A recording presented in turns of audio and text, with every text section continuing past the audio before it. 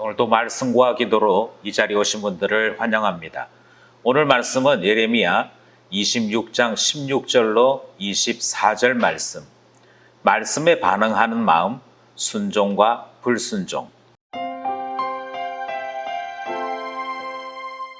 예레미야 26장 16절로 24절. 고관들과 모든 백성이 제사장들과 선지자들에게 이르되 이 사람이 우리 하나님 여호와의 이름으로 우리에게 말하였으니 죽일 만한 이유가 없느니라. 그러자 그 지방의 장로 중 몇 사람이 일어나 백성의 온 회중에게 말하여 이르기를 유다의 왕 히스기야 시대에 모레셋 사람 미가가 유다의 모든 백성에게 예언하여 이르되 만군의 여호와께서 이와 같이 말씀하셨느니라. 시온은 밭같이 경작지가 될 것이며 예루살렘은 돌무더기가 되며 이 성전의 산은 산당의 숲과 같이 되리라 하였으나 유다의 왕 히스기야와 모든 유다가 그를 죽였느냐? 히스기야가 여호와를 두려워하여 여호와께 간구하며 여호와께서 그들에게 선언한 재앙에 대하여 뜻을 돌이키지 아니하셨느냐? 우리가 이같이 하면 우리의 생명을 스스로 심히 해롭게 하는 것이니라. 또 여호와의 이름으로 예언한 사람이 있었는데 곧 기럇 여아림 스마야의 아들 우리아라. 그가 예레미야의 모든 말과 같이 이 성과 이 땅에 경고하여 예언하며 여호야김과 그의 모든 용사와 모든 고관이 그의 말을 듣고서 왕이 그를 죽이려 하며 우리아가 그 말을 듣고 두려워 애굽으로 도망하여 간지라. 여호야김 왕이 사람을 애굽으로 보내되 곧 악볼의 아들 엘라단과 몇 사람을 함께 애굽으로 보냈더니 그들이 우리아를 애굽에서 연행하여 여호야김 왕에게로 그를 데려오매 왕이 칼로 그를 죽이고 그의 시체를 평민의 묘지에 던지게 하니라. 사반의 아들 아히감의 손이 예레미야를 도와주어 그를 백성의 손에 내어주지 아니하여 죽이지 못하게 하니라. 아멘. 본문 전체를 살펴보겠습니다. 우리는 어제 본문에서 재판이 끝을 맺지 못하고 예레미야가 자기 자신을 변호하는 내용에서 끝을 맺었습니다. 오늘은 바로 그 다음의 내용부터 등장을 하는 것이죠. 오늘 본문에서는 재판이 마무리되기도 하고 또 재판 중에 일어나는 두 개의 에피소드가 소개되기도 합니다. 본문 안으로 들어가서 하나님의 뜻을 찾는 시간이 될 수 있기를 원합니다. 먼저 16절을 살펴보겠습니다. 16절, 고관들과 모든 백성이 제사장들과 선지자들에게 이르되 이 사람이 우리 하나님 여호와의 이름으로 우리에게 말하였으니 죽일 만한 이유가 없느니라. 16절이 소개하고 있는 것은 재판 결과를 선포하는 것으로 나타납니다. 재판 결과가 두 가지인데요. 첫 번째는 무죄 선언입니다. 죽일 만한 이유가 없다 하는 내용이 등장을 하죠. 이게 이제 쉽게 표현하자면 무죄다 이런 내용을 가지고 있습니다. 무죄만 이야기한 것은 아니고 무죄보다도 훨씬 더 중요한 내용이 예레미야 선지자의 설교는 하나님 말씀이다 라고 하는 확정을 함께 제공합니다. 이 사람이 우리 하나님 여호와의 이름으로 우리에게 말하였으니, 그러니까 재판관들이 명확하게 선을 딱 그은 것이죠. 이 사람이 하는 말 하나님 말씀 맞는데 어떻게 죄가 있겠느냐 이렇게 선을 딱 그은 것입니다. 이것이 재판관으로서 이제 사람들에게, 특별히 오늘 본문을 보시면 제사장들과 선지자들에게 말한 내용으로 되어 있습니다.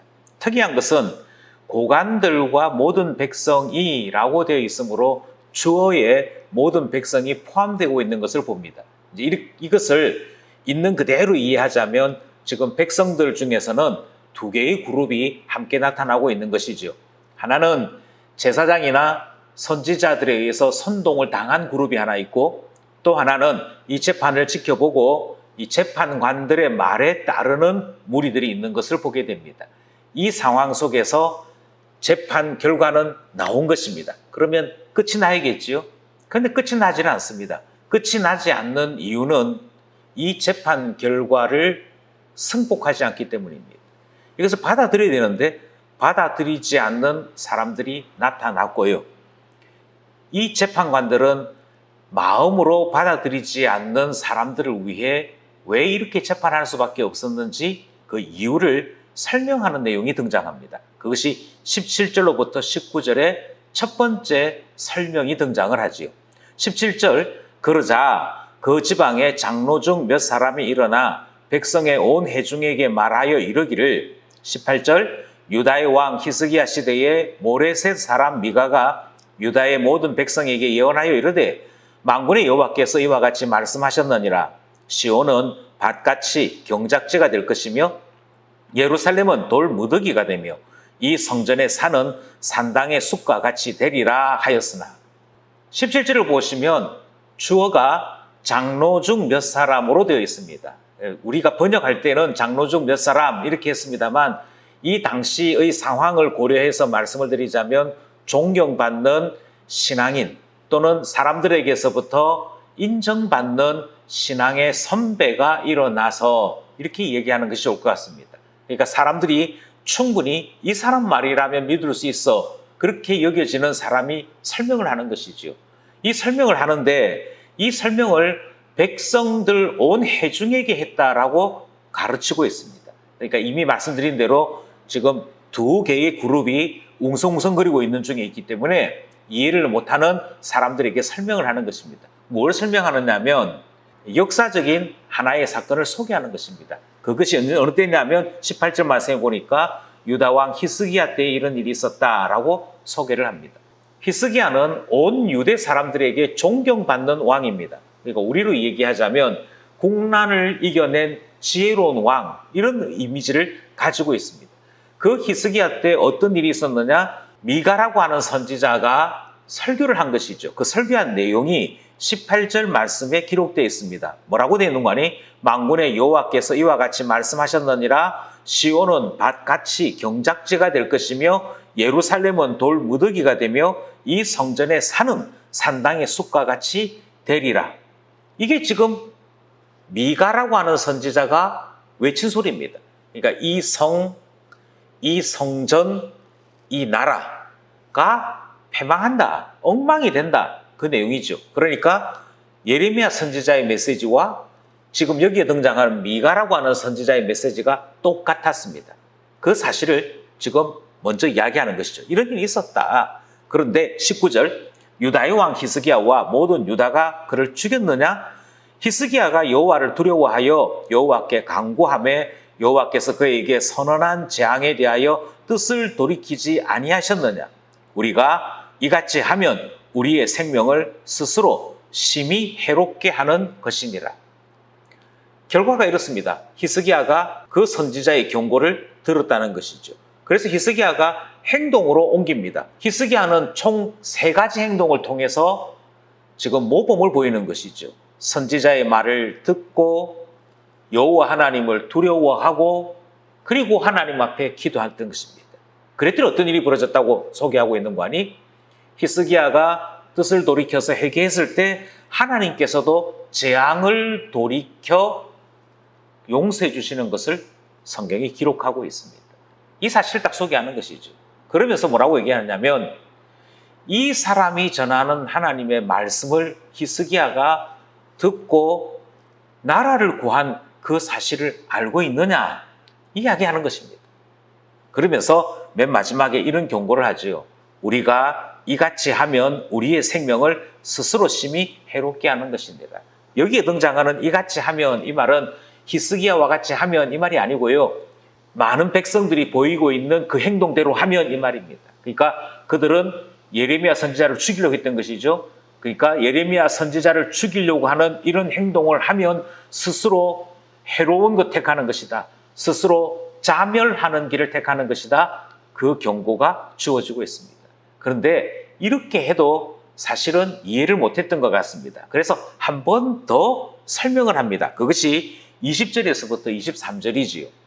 20절 또 여호와의 이름으로 예언한 사람이 있었는데 곧 기럇 여아림 스마의 아들 우리아라. 그가 예레미야의 모든 말과 같이 이 성과 이 땅에 경고하여 예언하며 왕이 바뀌었습니다. 앞에는 히스기야. 근데 지금은 누구냐면 지금 왕 여호야김에 대한 이야기가 등장을 합니다. 그 여호야김이 똑같이 선지자의 설교를 들었다는 것입니다. 그 선지자의 이름이 우리야, 스마야의 아들 우리야라고 하는 선지자를 소개하고 있는 것이죠. 그러니까 예레미야 선지자 말고도 하나님의 음성을 전달한 선지자들이 제법 있었다는 것을 우리가 생각해 볼 수 있겠습니다. 그 우리야라고 하는 선지자가 이렇게 선포를 했는데 성경이 뭐라고 얘기냐면 우리야의 설교나 예레미야의 설교가 같다라고 얘기합니다. 앞부분에도 같았습니다. 미가 선지자의 설교도 같았고 예레미야 선지자의 설교가 우리야의 설교와도 같았습니다. 그러니까 같은 설교가 시대를 달리해서 지금 3번 반복되는 것입니다. 이 성과 이 성전과 이 나라에 대한 예언이지요. 똑같은 일을 경험한 유다의 왕 여호야김인데 21절 여호야김 왕과 그의 모든 용사와 모든 고관이 그의 말을 듣고서 왕이 그를 죽이려 하매 우리야가 그 말을 듣고 두려워 애굽으로 도망하여 간지라. 22절 여호야김 왕이 사람을 애굽으로 보내되 곧 악볼의 아들 엘라단과 몇 사람을 함께 애굽으로 보냈더니 히스기야와 전혀 다른 선택을 하는 것을 보게 됩니다. 여호야김 왕은 어떤 일을 했느냐면 그를 죽이려고 했지. 그랬더니 우리야 선지자가 눈치를 채고 애굽으로 망명을 가버립니다. 그 애국으로 망령 갔다고 끝난 게 아닙니다. 누구를 팀장으로 삼느냐 하면 악볼의 아들 엘라단이라고 하는 사람을 팀장으로 삼아서 소위 말하는 체포조, 체포하는 팀을 애굽으로 보내는 것 보게 되어집니다. 여기에 등장하는 엘라단은 열왕기하 24장 8절 말씀을 따르자면 아마 여호야김의 장인이 되는 것으로 추정이 되어집니다. 잡아와서는 어떻게 했느냐? 23절 그들이 우리야를 애굽에서 연행하여 여호야김 왕에게로 그를 데려오매 왕이 칼로 그를 죽이고 그의 시체를 평민의 묘지에 던지게 하니라. 잡아왔더니 여호야김의 선택은 그를 칼로 죽입니다. 시체를 아무 곳에나 던져버립니다. 히스기야와 전혀 반대되지요. 히스기야와 전혀 반대되는 이 행동은 이 이야기를 듣는 사람들로 하여금 충격을 줬습니다. 왜냐하면 히스기야 왕은 선한 왕이요. 그때는 막강한 제국을 물리치고 독립을 차지할 수 있었던 그런 놀라운 승리의 때였고요.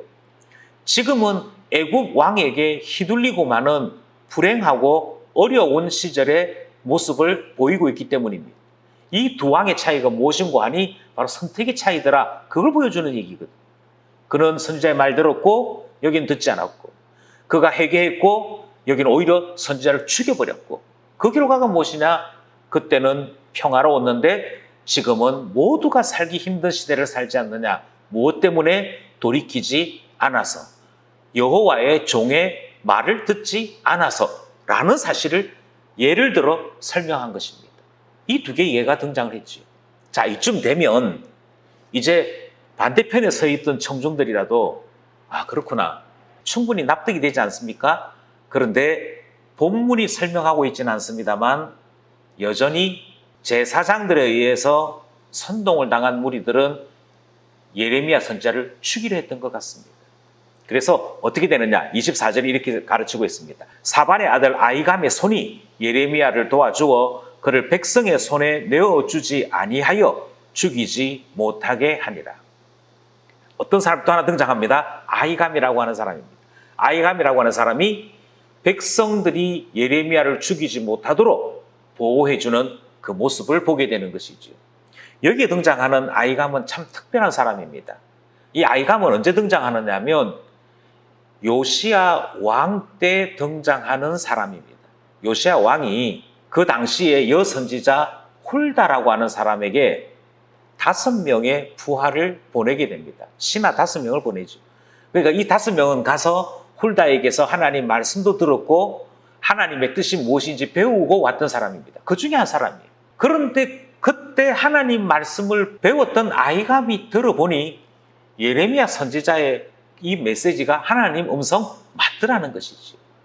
그래서 재판장의 결론에도 따르지 않는 이 험악한 상황 속에서 그가 나서서 예레미야 선지자를 보호하여 죽이지 못하도록 했더라.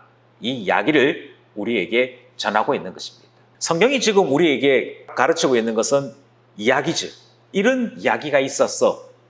그리고 우리가 지금 필요한 것은 성령께서 지혜를 주시고 성령께서 깨닫게 해주심으로 이 이야기 속에 하나님의 뜻이 무엇인지를 찾아내는 일이 우리가 해야 될 일이 됩니다. 한 3가지 정도를 함께 나누었으면 좋겠습니다. 첫 번째는요, 이 재판이 시작될 때만 하더라도 왕에게서 재판관이 나왔고 또 사람들의 고발, 특별히 제사장들이 고발한 이 재판이기 때문에 예레미야에게 결코 유리하지 않을 것이라고 생각이 들었습니다. 그런데 막상 재판이 진행되고 보니 재판장들이 무죄를 선고하는 거 보게 됩니다. 심지어 사람들이 여전히 말을 듣지 않고 흉흉할 때에도 하나님께서 아이감이라고 하는 사람 보내어 예레미야 선지자를 보호하는 거 보게 되어집니다. 사람이 예측한 것이 아닙니다.